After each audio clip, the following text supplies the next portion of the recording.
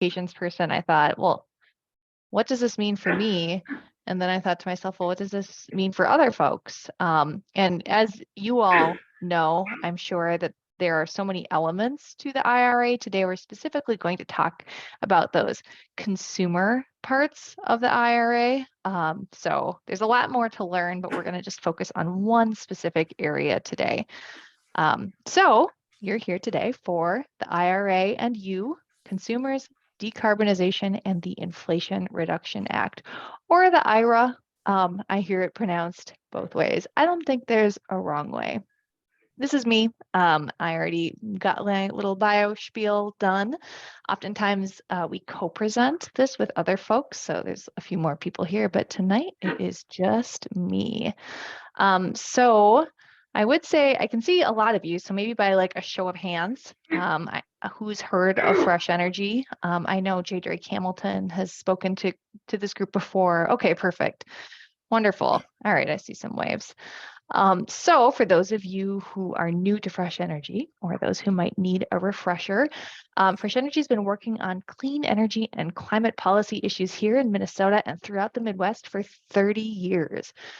So we're changing the world through bold policy solutions that move us to a just, carbon-free future. And we're helping everyone who lives here in Minnesota and the Midwest end dependence on fossil fuel, electrify their lives, and build a healthy, clean energy economy where all can thrive. So I'm going to go through some pictures here because, not all the groups that we present this to are as well versed in climate issues as this group. And also, some of these pictures are like from where I grew up. So this is Lake Chetek. I went to Chetek Lutheran Bible Camp on Lake Chetek. And the reality of extreme weather fueled by climate change is not lost on any of us. We're experiencing it throughout the state, from the Iron Range down to Mankato, back up to the Twin Cities, and the very neighborhoods that we call home, or the Bible camp neighborhoods that we call home. So climate change is not something that merely impacts our cities. It has really awful negative impacts on the health of our communities across greater Minnesota. As you can see here, this is up by Fisher, Minnesota in 2019 when sugar beets were frozen in the fields. So I grew up in southwestern Minnesota. I went to college in Moorhead. I'm a Cobber. I went to Concordia, and then my folks lived in International Falls for a while. So a lot of these pictures are from places where I spent a lot of time. So in particular, extreme weather fueled by climate change dampens the rich traditions that make Minnesota and the Midwest an agricultural heartland. And we see those effects of climate change in the health of the natural landscapes around us every day, including some of our favorite, most protected natural landscapes like the state and regional parks. And then Duluth, we often see climate change most clearly and are woken up to its realities when we're confronted with the dangers that climate change can pose to our families and neighborhoods. This picture is not great, but I remember when this sinkhole happened, it was so monumental that I had to scrounge up the photo on the internet, even though the resolution's not great. And then this, I think, is a really interesting map. The US has by far the largest amount of cumulative carbon emissions in the world, and our Midwest region's emissions are incredibly high, which means that we have a really important role to play in reducing emissions and moving forward. So the data shows that, as you can see in this graphic, if the Midwest was its own country, it would be the 5th largest greenhouse gas emitter in the world, ranking between Russia and Japan. But it doesn't have to be this way, and it doesn't have to get worse. And that's kind of where Fresh Energy comes in. So like I said earlier, we use policy change to tackle the root cause of our high emissions. And at Fresh Energy, we're doing that in several ways. So today, we're going to talk about a few elements of Fresh Energy's work, but Fresh Energy's overall work encompasses creating a carbon-free electricity system in the near term with renewable power replacing coal and other polluting fossil fuels, and building the grid of the future. Harnessing modern energy efficiency opportunities and moving carbon-intensive parts of our economy, like transportation and heating, onto clean electricity. Ensuring a just and equitable energy transition for marginalized communities, and then building a shared commitment to climate action by catalyzing support for a carbon neutral economy, or as we like to say, moving folks from education to action. So we've got folks at Fresh Energy just laser focused on these issues using their skills as attorneys and scientists, engineers and advocates to turn the tide so we can help protect Minnesotans and the communities and natural spaces that we love. So this is the emissions landscape here in Minnesota. This graph is published each year by the Minnesota Pollution Control Agency. And keep in mind that the most recent recommendation from the world's scientists are for emissions across every sector of our economy to drop by about 50% by 2030 and reach net zero by 2050. And as you can see, emissions from 4 sectors have dropped between 2005 to 2018. And by far, the greatest drop was in the electricity sector. So that's really good news.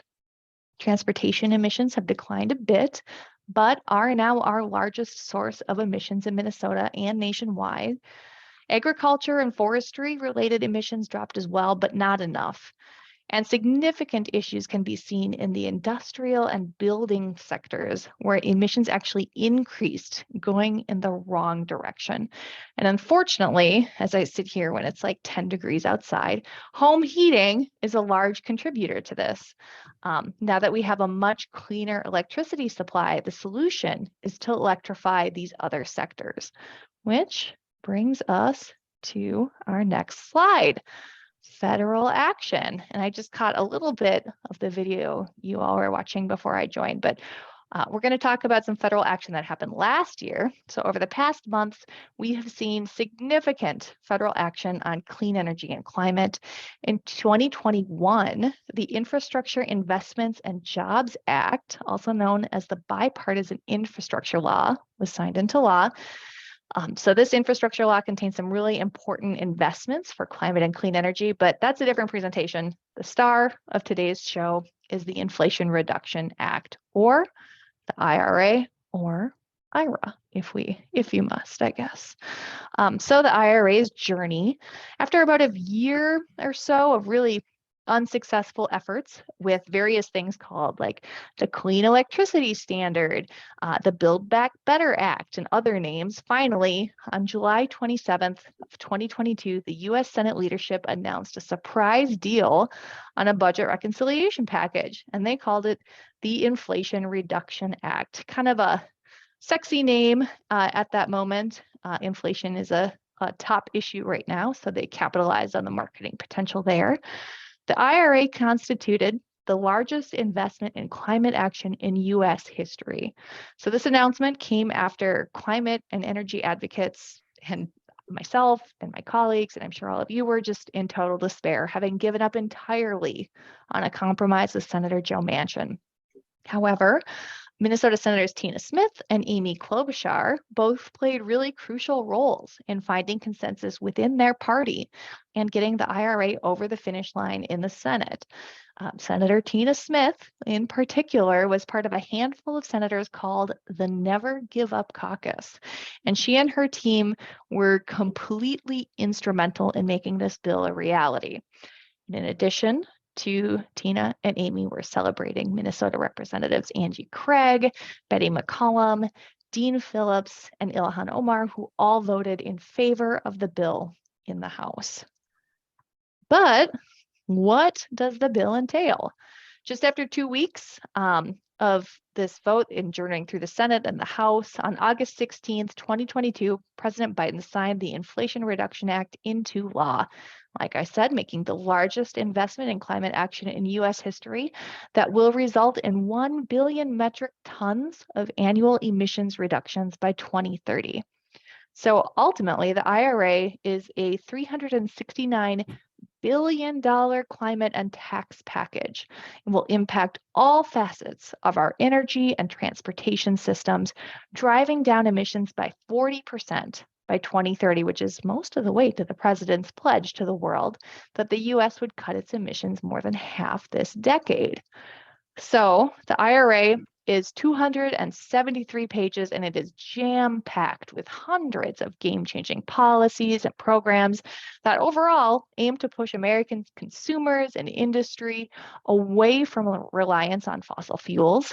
But today we're specifically going to focus on what that means for consumers, because The biggest share of the funding in the IRA goes to tax credits and rebates for a bunch of renewable technologies like solar panels, wind turbines, heat pumps, energy efficiency, and electric vehicles. So let's get back to this graphic now with some new stars. So the IRA, like I said, impacts all aspects of decarbonization across industries, but it also incentivizes you, the consumer, with tax rebates and incentives to end your dependence on fossil fuel and get carbon out of your life at home and how you get around, and save money while doing it. If you're looking to reduce your greenhouse gas emissions, the IRA is the bill for you.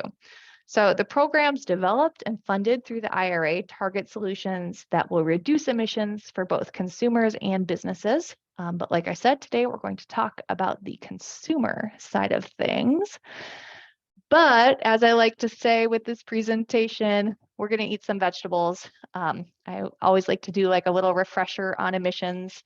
It's not like the most fun part of the conversation, but I think it's a really important level set. So before we dive into the cool stuff in the bill, let's review some of our greenhouse gases, since we'll be talking about them more throughout today's presentation. So that graphic from the last slide was for CO2, or carbon dioxide. The chart featured carbon dioxide because it is the largest contributor to climate change, and it's so very common. Carbon dioxide is emitted whenever coal, oil, natural or fossil gas, and other carbon-rich fuels are burned. However, there are other greenhouse gases we need to be thinking about too. Greenhouse gases also include methane, nitrous oxide, fluorinated gases that accumulate in the atmosphere and create the heat reflective layer that keeps the Earth at a livable temperature.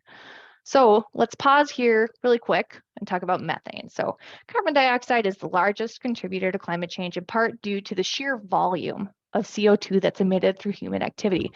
However, methane is even more harmful than CO2, and methane is emitted from landfills, swamps, cattle, as well as from natural gas, like our natural gas system.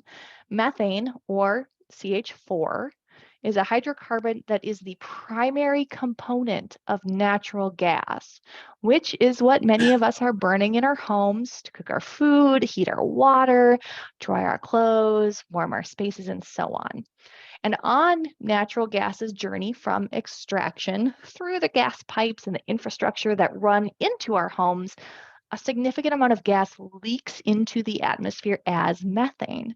And methane has more than 80 times the warming power of carbon dioxide over the first 20 years after it reaches the atmosphere. And sure, even though CO2 has a longer lasting effect, methane sets the pace for warming in the near term. And combusting natural gas then also creates carbon dioxide emissions. And at least 25% of today's global warming is driven by methane emissions from human activities. Also, I'd be remiss if I didn't mention nitrous oxide, or N2O, which has a global warming potential of 273 times that of CO2 for a 100-year timescale. It's also accounted for about 7% of all US greenhouse gas emissions from human activities in 2020. All right, that was a dose of vegetables. We'll do a little bit more later, but first, I want to pause and acknowledge, remind everyone that I am not a tax advisor. I am not a construction contractor. That means that I can't give you any specific advice on your personal situation as it relates to the IRA, because everyone's in a different scenario. I'm going to share like a calculator later on that will help folks kind of figure out where they land within the IRA. But a lot of this is going to be investigation that you need to do on your own. So the goal today is to give you a quick overview of some of the consumer specific elements of the IRA and how they will impact your personal decarbonization choices. And then after today, you'll have some of the tools and terms you need to do some Googling on your own. And then my second, I want to pause again and say, even though some of these incentives weren't actually available until 2023, or there might be other like slowdowns along the way as you wait for technology to be available. I know people are having trouble getting a hold of HVAC contractors. You shouldn't wait to get a heat pump or other subsidized appliance to try to game the tax incentives. We've got 10 years of this ahead of us.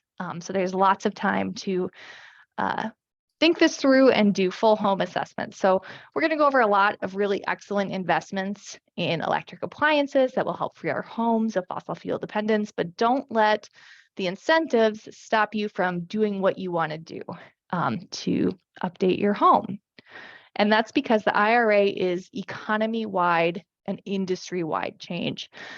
It's new, it's different, it's never been done before. Systems are going to break and get rebuilt. States and tribes will make plans to spend funds and implement policy, and there could be delays. Supply chains are going to have and are already having growing pains. It'll take time for contractors to get used to newer technologies, and those contractors who are ready to install these things will get booked out as demand for these new technologies increases. It could also be that over time, the sticker prices on these products increase and eat away at some of the benefit from the tax rebates and tax credits. We like the advice of a gentleman he goes by Nate the House Whisperer. He's also known as Nate Adams. He's got a great Facebook group, I think. He's not local. I think he's on the East Coast, but he's like kind of an electrification nerd. So he talks about electrification, consulting, and implementation, and he likes to say, always design first and then consider incentives. Don't let money change what you're buying or when you're buying. Okay, so let's talk about these plans. Making an electrification plan. So first and foremost, if you're interested in taking part of any of the consumer-specific elements within the IRA, it's going to be smart for you to get your house in order, literally. If you're thinking about using IRA incentives for home or rental property updates and upgrades, it's a really good idea to make a plan.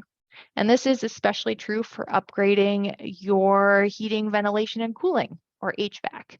If you have enough electrical capacity already coming into the building, upgrading to an induction stove or a heat pump water heater might be more of a one-for-one replacement. But HVAC connects to a lot more elements of the building and probably needs more planning. So do your homework, figure out your goals, and get an energy audit. Groups like CEE, the Center for Energy and Environment, and their Home Energy Squad, cool name, can do an energy audit on your home, which will test all kinds of things from your insulation to how leaky the windows and doors are, all sorts of stuff. I've had them out to 2 of my houses now because I moved recently, and very good experience. And it helps you identify important weatherization and pre-weatherization things you should do to prepare your home for electrification or alongside electrification. For example, you don't want to invest in heat pumps first if you also have leaky windows. Energy efficiency should come before or at the same time that you upgrade to a heat pump. So make a plan to fix the windows too. And the good news is that the IRA can help with all this and more. But first, I want to talk a little bit about equity in the IRA. So one of the things that makes the consumer element of the IRA so powerful is that it focuses on equitable access to the credits and rebates. So before you buy a nice new electric or heat pump dryer like the one in the picture, here's what you need to know about equity in the IRA. So first, the IRA contains both tax credits and rebates. So one important distinction between tax credits and rebates is that your tax credit would come into play the following tax year. So you don't get that money back immediately. Rebates, some of which in the IRA are point of sale, happen immediately or soon after the purchase. So rebates are a huge win from an equity perspective because it means you don't have to wait to get the money back, and it doesn't require you to have tax liability to benefit from the incentives. Rebates and tax credits in the IRA can also help renters and landlords upgrade multifamily buildings and appliances. So Fresh Energy's advocacy over the long term and now, especially with the IRA, is helping to educate and encourage all building owners, not just single family and including landlords, on the health, safety, and financial perks of electrification. All right, so that was my first point. It was really long, but I have a second point.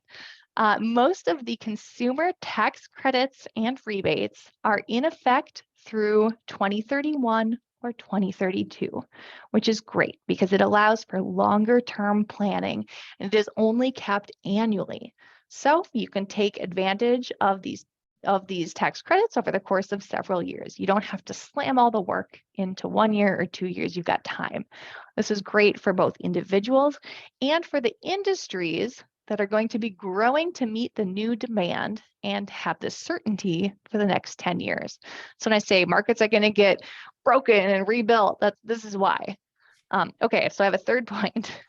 There is an income eligibility component for rebate amounts in the consumer products in the IRA. So this is in place to prioritize access for under-resourced households. The IRA uses the area median income, also known as AMI, to determine these caps. And the calculator we're going to talk about in a little bit will help you figure out what your AMI is. So, however, the tax credit portion of the IRA is fairly straightforward and should be, well, actually is mostly clear by now. However, the rebate programs are a different story. Now, first, as a reminder, these rebate programs are geared specifically toward lower income recipients below 150% of area median income. But here's the catch. The rebates are going to need to be run by each state and tribe individually. And they each have 2 years to implement their own rules and programs. So that means North Dakota, for example, may not have its rebates associated with the IRA set up until 2024. Here in Minnesota, Fresh Energy is actively working with state agencies to ensure equitable and expeditious allocation of IRA rebates. And like I said earlier, some of the buckets of credits and rebates in the IRA do have annual limits. So do your research and keep that in mind as you're planning. So let's dig into some of these more consumer elements of the IRA, but we're going to have like a little, I mentioned vegetables. We're going to have like a few more vegetables before we go back and forth between what's in the IRA and how it matters at your house and in your apartment and where you live. So to do all of that, we need a level set on our built environment. So as we talked about earlier, buildings are a top source of carbon pollution, both globally and in Minnesota, contributing 40% of US greenhouse gas emissions from sources such as gas water heaters, gas cooktops, gas dryers, and gas boilers and furnaces. And 75% of houses and 68% of businesses in the Midwest are powered by fossil gas. That's a lot.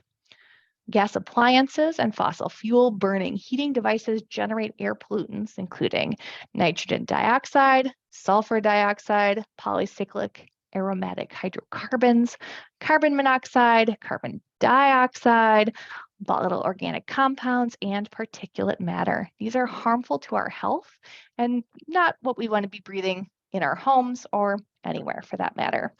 And that colorful chart a few slides back from the Minnesota Pollution Control Agency, as you saw, while Minnesota's electricity and transportation sectors are getting cleaner, pollutions from buildings is still increasing every year. It is a growing, sticky problem, and it needs immediate action, and the IRA is a big dose of immediate action. So the IRA, as it relates to our built environment and energy efficiency. So the High Efficiency Electric Home Rebate Program, note rebate, includes $4.5 billion in direct rebates for low and moderate income households that are below 150% of the area median income. Again, huge equity implications and takes strides in ensuring people are not left behind in the energy transition. So project costs covered are about 100% for households below 80% AMI, 50% for households 80 to 150% AMI. The rebate program adds up to about $14,000 per household through 2031 to cover costs for electrification appliances, like up to $8,000 for heat pumps, $1,750 for heat pump water heaters, $840 for electric stoves. It also includes rebates for home upgrades necessary for electrification, such as upgraded panels, wiring, insulation, and then the labor to install these things. This investment will enable approximately 1 million low and moderate income households to electrify. But don't forget what I said a few slides back about the process for getting these rebate programs in place. It could take up to 2 years, probably won't in Minnesota, knock on wood. So if you do qualify for a rebate, keep that in mind. So next slide here. All right, the tax credit, not rebate, just tax credit for energy efficiency home improvements are going to reach a broader audience. These tax credits run through 2032 and has started in January, so you can start taking advantage of them now. The tax credit includes $1,200 of annual credit limit, which can encompass up to $150 for that home energy audit, which, as we discussed, is a really important starting point. $600 for an electric panel, $1,200 for weatherization, which will include doors, windows, insulation, air sealing. However, doors and windows also have their own specific caps. So that will be something to dig into a little later on. $600 for energy properties. So that's things like the highest efficiency tier heat pumps, water heaters, biomass stove or boilers, and the improvement of the panel board. Additionally, the tax credit provides up to $2,000 annual credit limit for heat pumps and heat pump water heaters. It also provides a 30% tax credit for residential efficiency and electrification upgrades up to $3,200 per year, and that credit resets each year. So, for example, the max scenario is a $3,200 total tax credit, which includes $2,000 for heat pump and a total of $1,200 for a combination of panel upgrades, doors, windows, insulation, and an energy audit. So it seems like a lot. It's really confusing, but this calculator that I'm going to share a link with for you later, if you haven't found it already in your own Googling, will help you get started there.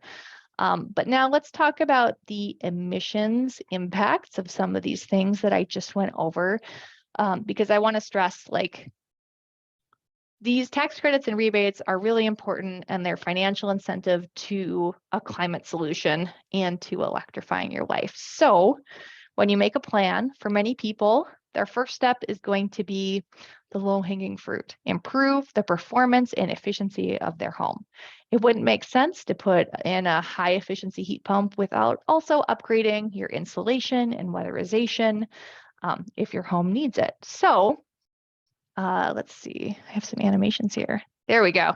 So energy efficiency is the MVP of decarbonization and emissions reductions, because it can not only lower your energy bills right off the bat, causing you to use less energy, but it's also absolutely foundational for any other home and building electrification work.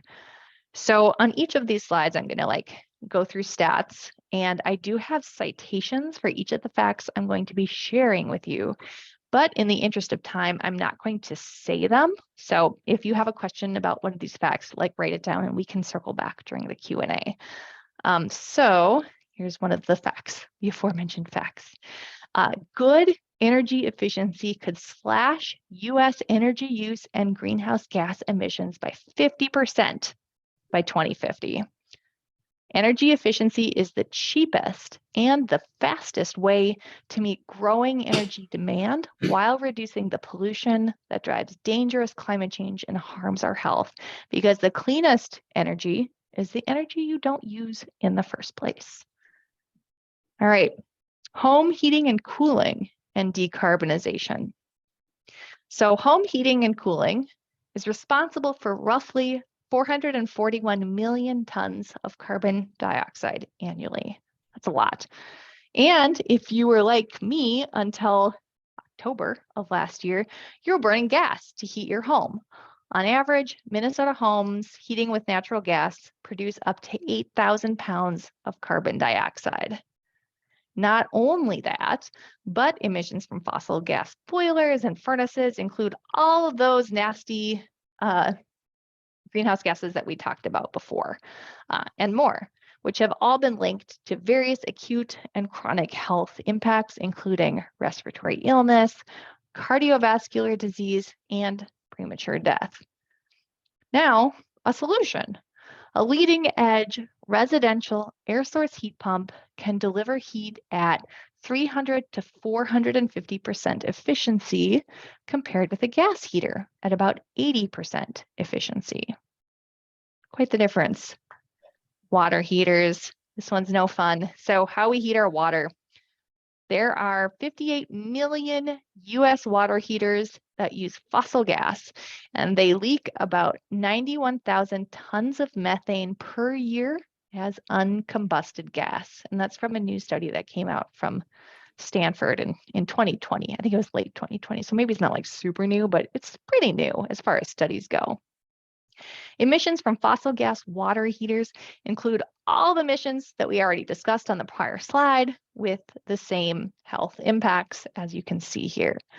But the good news, air source heat pump water heaters are 7 times more energy efficient than gas and 3.5 times more efficient than electric water heaters. And then, oof, this one's gonna make me hungry. My husband's cooking me dinner downstairs and I can smell it. You can smell the roasted garlic. Okay, so even when they're not running, gas stoves put 2.6 million tons of methane and carbon dioxide equivalent units into the air each year. The methane leaking has a climate impact comparable to the carbon dioxide emissions from 500,000 cars. That's again from that Stanford study. And again, emissions from stoves include all those things we already talked about on the other slides. And studies have shown that kids living with gas stoves have a 42% increased risk of asthma symptoms and a 24% increased risk of ever being diagnosed with asthma. And then the good news is that an induction cooktop is about 5 to 10% more efficient than conventional electric resistant units and 3 times more efficient than gas. All right, vehicles. Let's talk about how we get around. So transportation is the largest source of climate pollution in Minnesota, accounting for a staggering 25% of emissions. Moving off of oil for our transportation is essential for a carbon-free future. I'm not saying everyone needs an electric car. Paired with walkable, rollable communities, electric transportation via buses, bikes, trains, cars, and trucks, all those things are the next frontier of decarbonized travel. Because a typical passenger vehicle emits about 4.6 metric tons of carbon dioxide per year. And in addition to carbon dioxide, cars and trucks, produce methane and nitrous oxide that are expelled through tailpipe emissions. And automobiles also produce hydrofluorocarbon emissions from leaking air conditioners. All right, oh, actually, let's go back first. So I have a note to remind everyone here that methane is worse than carbon dioxide with how it's all bad, but just the calculation there, but I'm not going to go over that again since I feel like we hit it pretty hard in those first few slides. So the good news with electric vehicles is they have no tailpipe emissions, and we are seeing more makes and models coming to market. The carbon impact of EVs is smaller than that of gasoline vehicles, even when accounting for the electricity used for charging. And as we transition to using more and more renewables to produce our energy, the electricity we use to power our vehicles becomes even cleaner. So here in Minnesota, as of 2021, 55% of our electricity generation comes from renewables and carbon-free sources. And are you all Excel customers? Are you in the Excel service territory? Right. I am. Yeah. Okay, if you're an Excel customer right now, that number is about 59% renewables and carbon-free sources. So that's even better. And I want to talk about that a little further because there's one big talking point that detractors like to use. In fact, my husband's siblings said, well, why would you bother getting an electric car if how you charge it just comes from coal in the first place? And that's not the case. So let's get ahead of that big talking point. We hear a lot around electrification and EVs in general. Like I said, I've heard some people argue it's not worth driving an EV or electrifying where you live because most of our electricity is still generated from coal. Well, that was barely true in 2005, and it certainly is not true now. So here on the slide are the latest numbers from Northern States Power in Minnesota, which is a subsidiary of Excel, which was shared at the recent JP Morgan Investor Conference.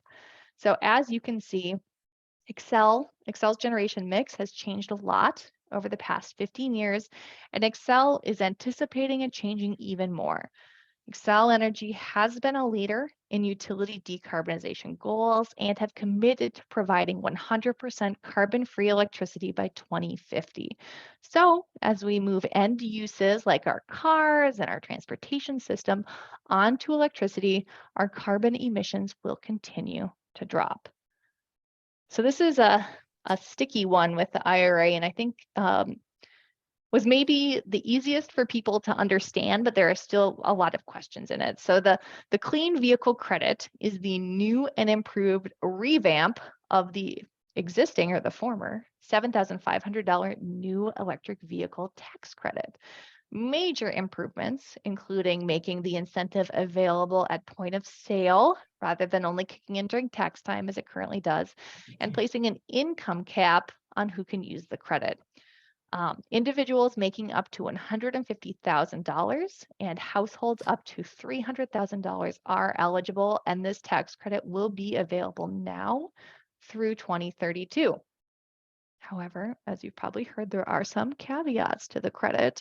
The tax credit is designed to incentivize North American-made EVs. And to complicate things further, it is split into two parts. So buyers will receive $3,750 if the vehicle is made with a certain percentage of battery components that were manufactured or assembled in North America.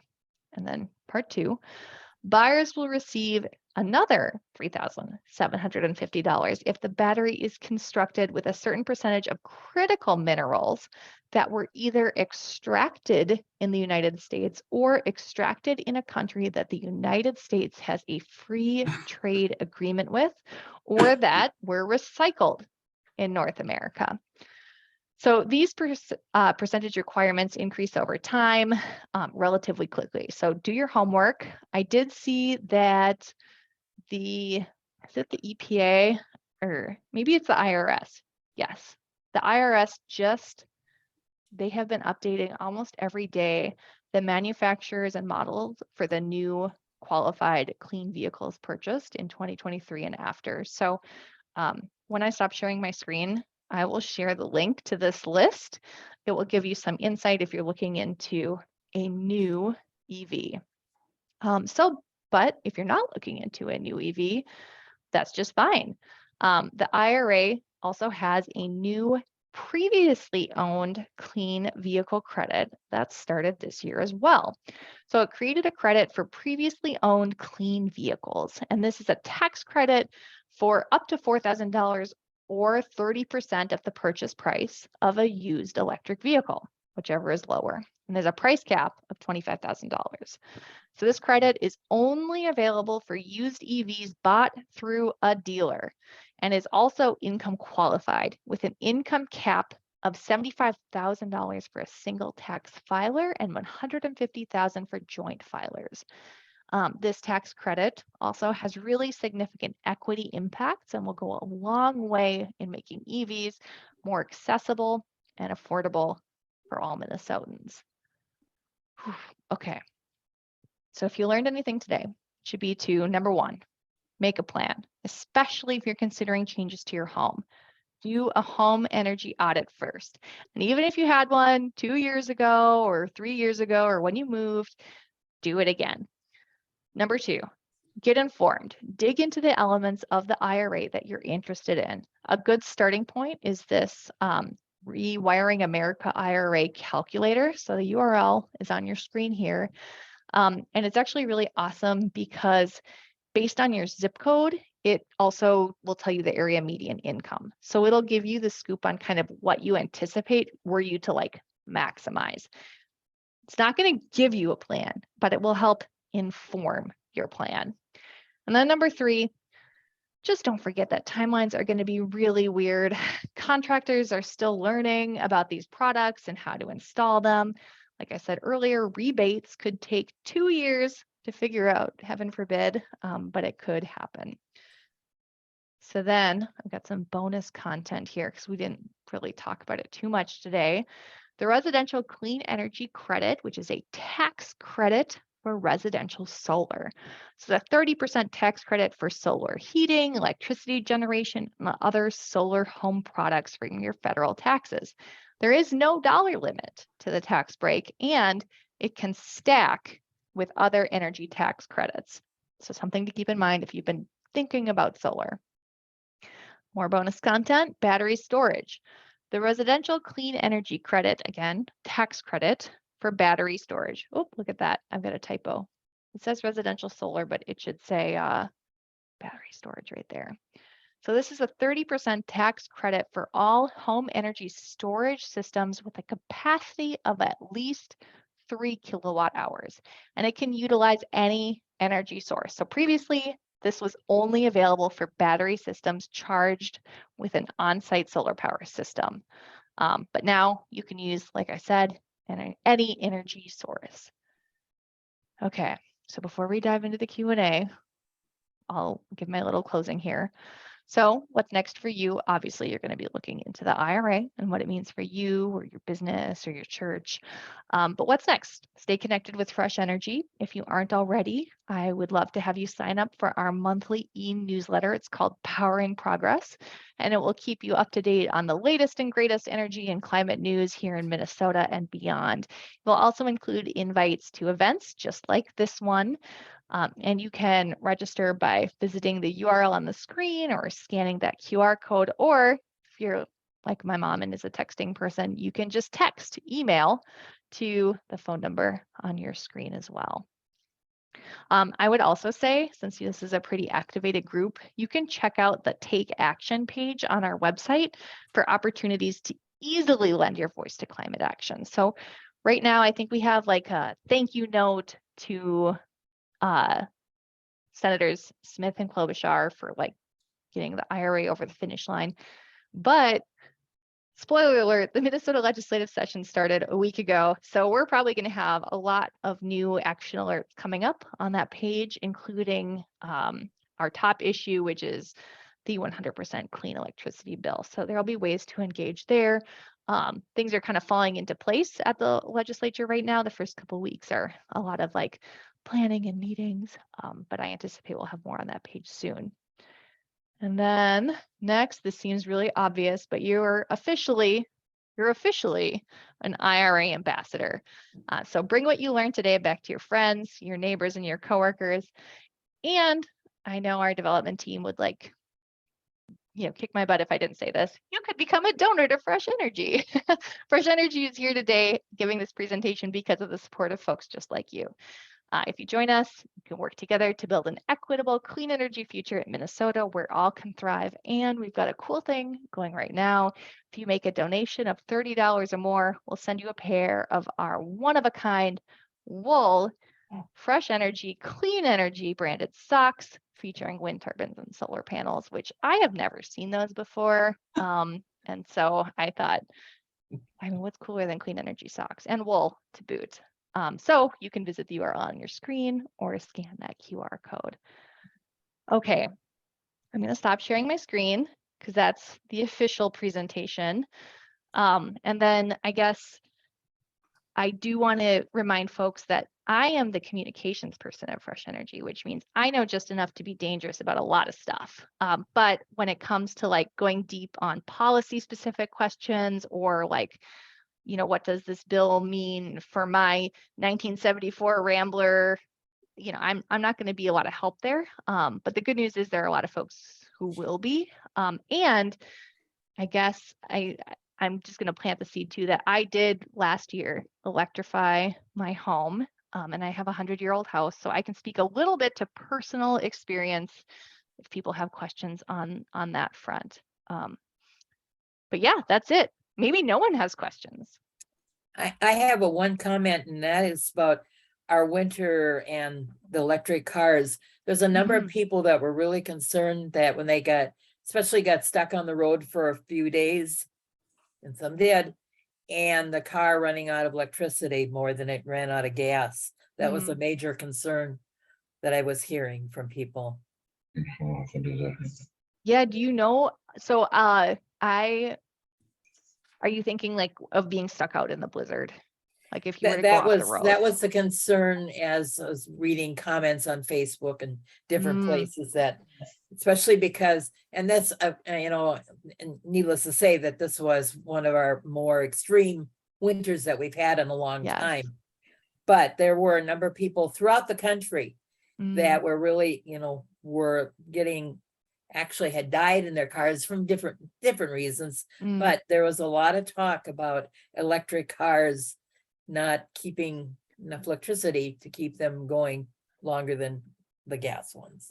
Yeah, and I would say that like every time you get into a vehicle, whether it's a gas powered vehicle or an electric vehicle, you have to have a plan, right? Like I guess having lived in Fargo Moorhead and driving home to like my family down in Tracy Marshall area in the winter with a gas car, I probably made some not so great choices driving through the blizzard, and people with gas cars make those choices, and same with people with electric cars. So I think if you were to evaluate, do I have snow tires? How much charge do I have? All that calculation goes into getting where you want to be. A gas car runs out of gas as well. And actually there's like the carbon element of that too. That's a real danger if you were to go off the road and maybe your tailpipe gets covered. So I do see some hands raised. James, I think I saw your hand up first. Yeah, I have a couple questions, but I'll keep it quick. I'm going to call you on what you just mentioned about your own home. My wife and I are in a 100-year-old home in Buffalo. We put solar panels on it last year. Am I going to be sorry that I did it last year, not this year? Is there anything, does it go back at all? The solar company that you worked with probably worked with you on incentives and whatnot to get those filled out. I think it's a real balancing act. If you were to try to get solar panels right now, the demand has probably increased. The cost is changing frequently. So especially with the supply chain issues. So I think, I electrified last year, and because it was last year, I didn't get any of the incentives for this year. But to me, I did the cost value analysis and I said, I want to get this done, because if I wait until next year when everyone and their cousin knows about the IRA and incentives in there, I'm going to go to the back of a very long line. So for me, there was a value. There's no retroactive to the plan in 2023 that just passed. I don't know the answer to that as it relates to solar specifically. And that's fine. When you electrified, did you happen to change from a gas furnace to something electric? Yep. So we put in heat pumps, but the gas boiler is still in place for extreme situation backup. So when it was like -20 a couple weeks ago, we did turn it on. So I think it's run for 4 days this winter. Is there a particular place to go to find information on that? I had a really great personal experience with MSP There's a gentleman there called Nick Bender, and he is the heat pump whisperer, as far as I'm concerned. We did get quotes from about 6 or 7 HVAC companies, and no one seemed to take it seriously that we didn't want to use the gas boiler anymore, except Nick. And it was, That's the question. That's the answer I was looking for.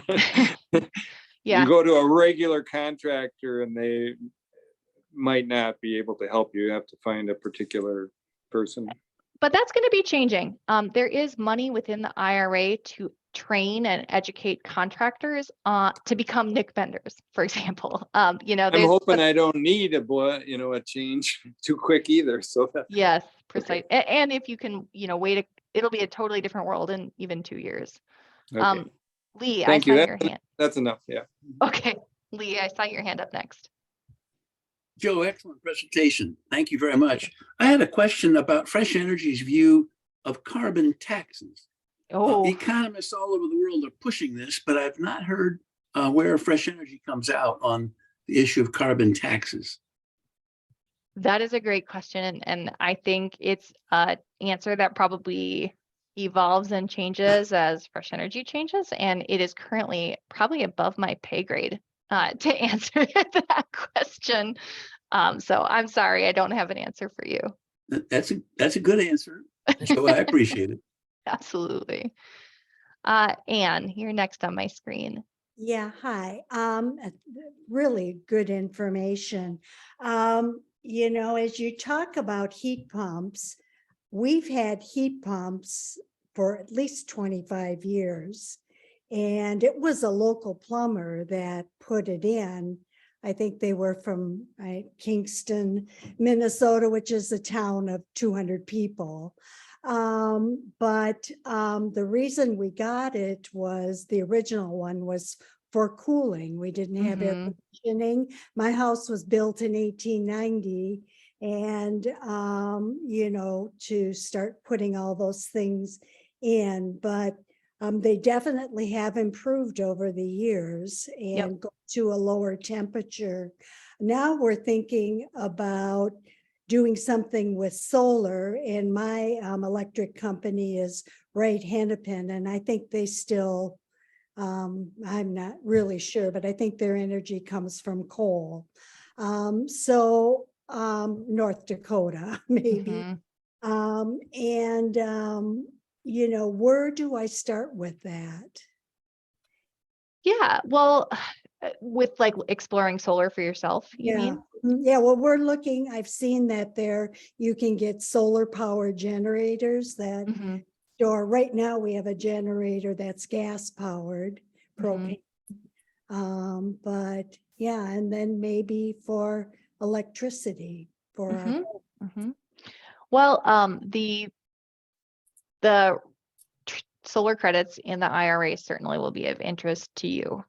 But then also, I don't know, I guess I wouldn't totally write off Wright Hennepin. They might have a program for customers who want to go to solar, or perhaps there might be something there. I know utilities, I don't know who are they part of the Great River Energy? Either way, there's pressure on our co-ops and our utilities to do more. So there might be a program there. So a well-placed phone call probably would be an okay place to start. Okay, thank you. Yes, I'm hopeful, but not overly optimistic on that front. But it's an important starting point. Okay, thanks. Yeah, Lori, I see your hand up. Oh, I think you're muted. Okay. Actually, it's her husband, Gary. For solar for 2022 and 2023, how does that work again? Because we got a 5495 saying that we can take a deduction for this year. We put solar panels on our property this year. So I think I would refer to your solar installer for guidance on that. We have. But okay. Somebody had mentioned that they put their solars on this year also. That would be James, I think, had said that. And I had also said talking with your contractor is, or the installer is probably the best way to go. I'm not a solar policy person. Okay. So I can tell you in a nutshell what is now the tax credit in 2023 for solar, but I don't know off the top of my head last year. Okay. But they're not going to be installed until this year because the snow came.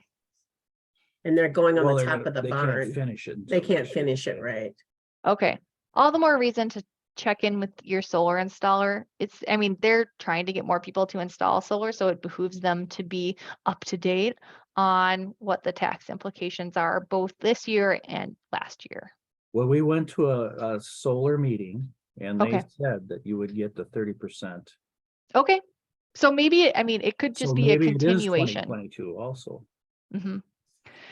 It could be. It could. I know the solar tax credits were set to expire, and that is now they've been continued and slightly changed. So that could be what Okay. the main thrust of it was. And then another mhm. question I had was, when you electrified your home, did you see the costs go down from what you had before? Right now, no. I would say it's about comparable to running our Okay. gas boiler all the time. But that's last year's gas prices too that I'm comparing it against. I did like a quick Google search to see if I could figure out what CenterPoint's therm rates are right now, and it wasn't like super obvious to me. But as gas, I mean, of course, electricity prices change too, but gas prices continue to rise or become more volatile based upon weather. Mhm.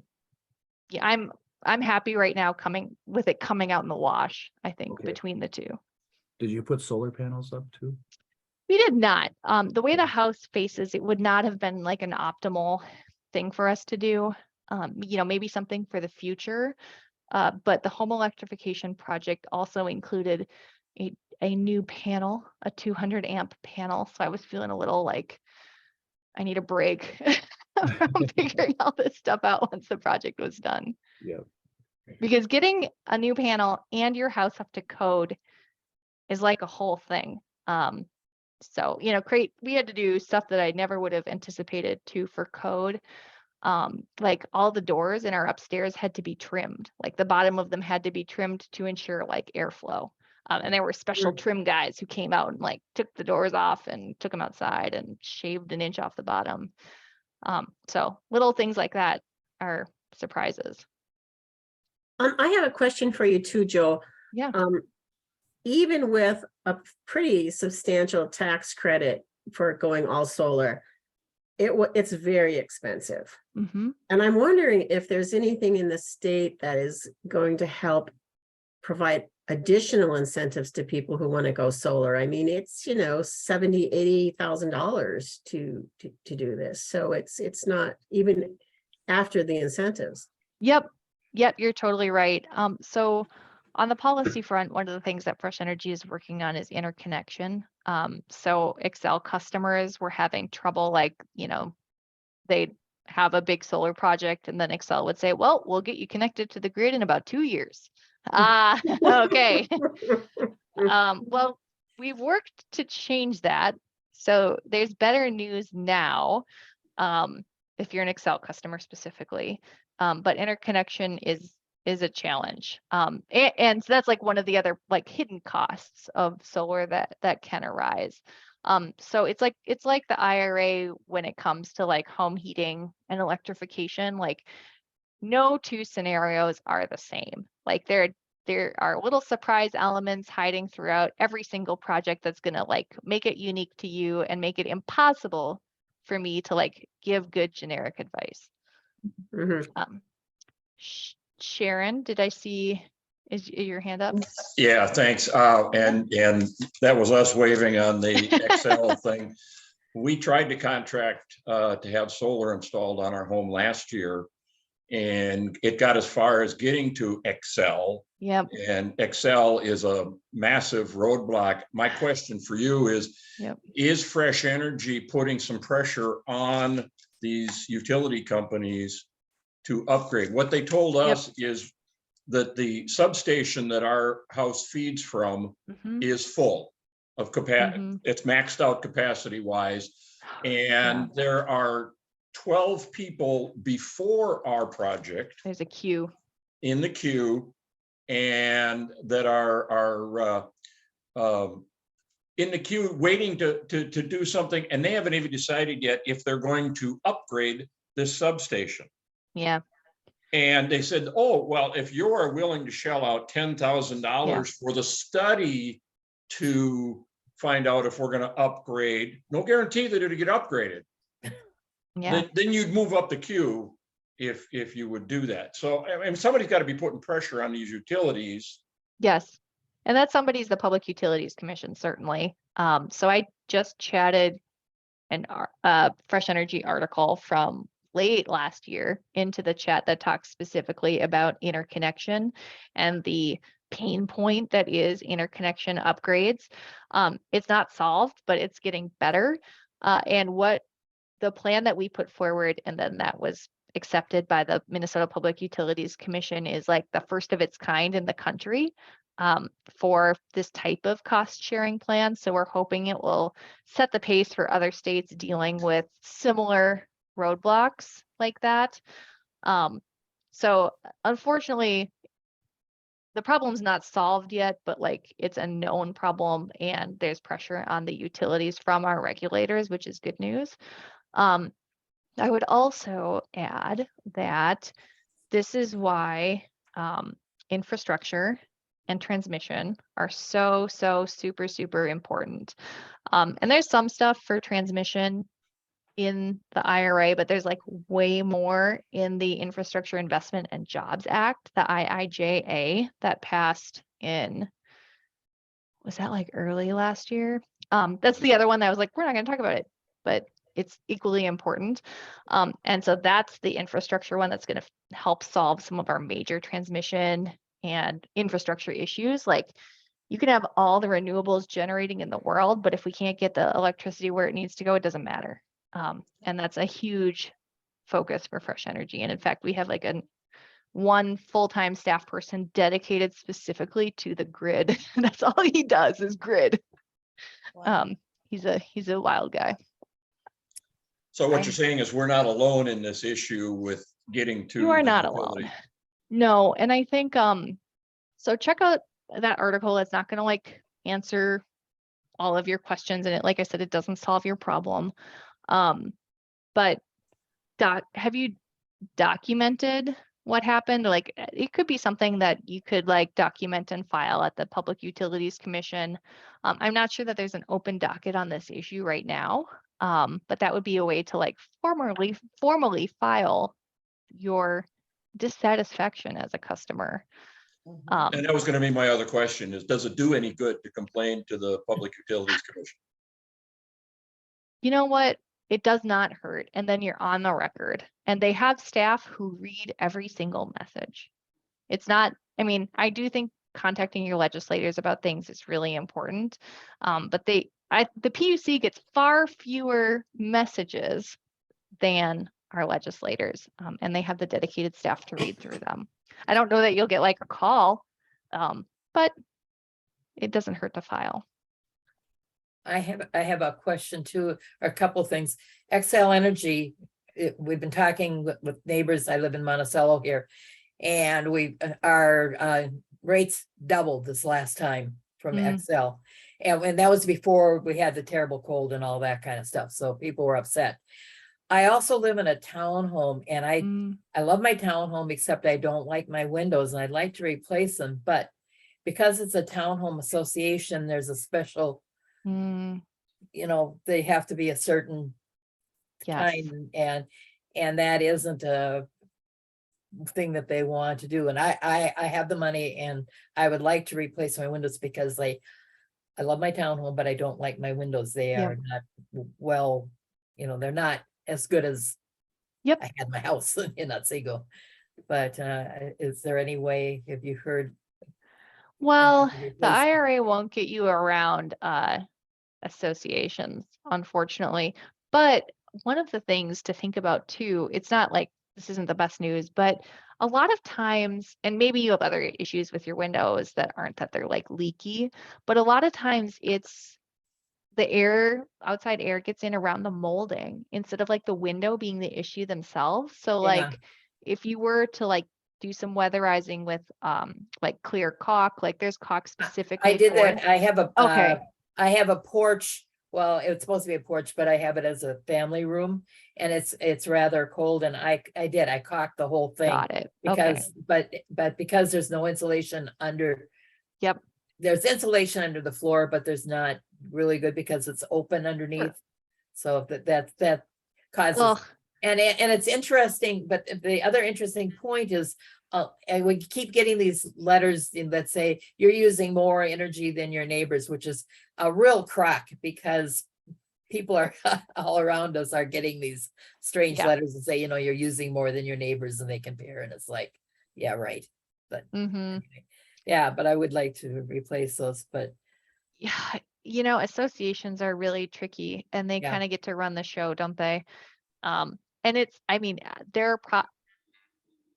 I don't know about multi-unit dwellings and we have a within. good association. I have no problem with that, but Okay, well, maybe it's something for the association to look into overall. If there's something within the a lot of the IRA. people can't, we have nice townhomes, but a lot of people are Mm, older and can't, Sure, can't do that. And Anyway, I don't have anything off the top of my yeah, head. that's I'm okay. sorry. Yeah, that's all right.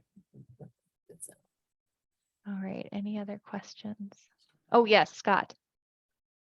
Thanks, Joe. Thanks for all that great information. And thank you, Wright County Indivisible, for hosting this. This is fantastic. So I've got a plan moving ahead. One thing already, well, I've got a plan to make a plan, which is what you said to do. Good. But in 2022, we did put a heat pump water heater downstairs, and it blows really cold air. And it's kind of made our kitchen really cold. So Yep. one of my DIY jobs in the summer is to figure out some way to insulate the ceiling between the basement. And so I wanted to ask if and that's a feature of all heat pumps, right? They blow out air, right? Because that's it's a process of refrigeration that generates the heat that is, means you're on electricity and not on fossil fuels.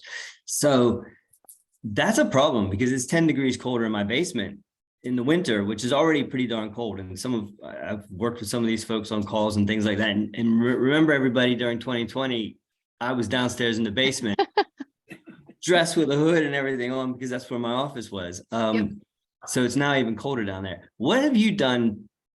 Is there any hacks now kind of emerging for us Minnesotans to deal with heat pumps blowing out cold air in our basements in the winter?